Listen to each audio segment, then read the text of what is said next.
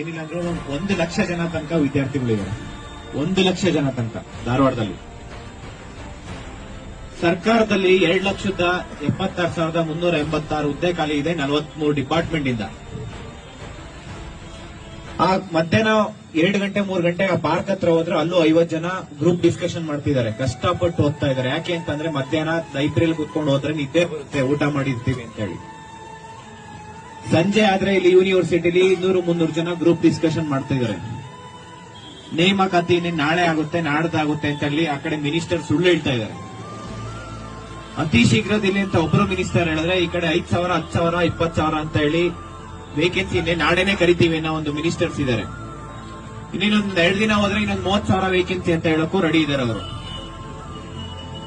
2,76,386 ಹುದ್ದೆ ಖಾಲಿ ಹುದ್ದೆಯಲ್ಲಿ ಶಿಕ್ಷಕರ ಹುದ್ದೆ ಖಾಲಿ ಇರೋದು 70,727 ಹುದ್ದೆ ಖಾಲಿ ಇದೆ. PCPSI ಹೋಮ್ ಪೊಲೀಸ್ ಇಲಾಖೆಯಲ್ಲಿ ಮೋರ್ ದೆನ್ 25,000 ವೇಕೆನ್ಸಿ ಇದೆ. More than 25,000 vacancy. Every year retirement ಆಗ್ತಾ ಇದೆ. ಇಲ್ಲಿ ಸುಮಾರು 6 ವರ್ಷದಿಂದ ಯಾವುದೇ ನೇಮಕಾತಿ ಆಗಿಲ್ಲ.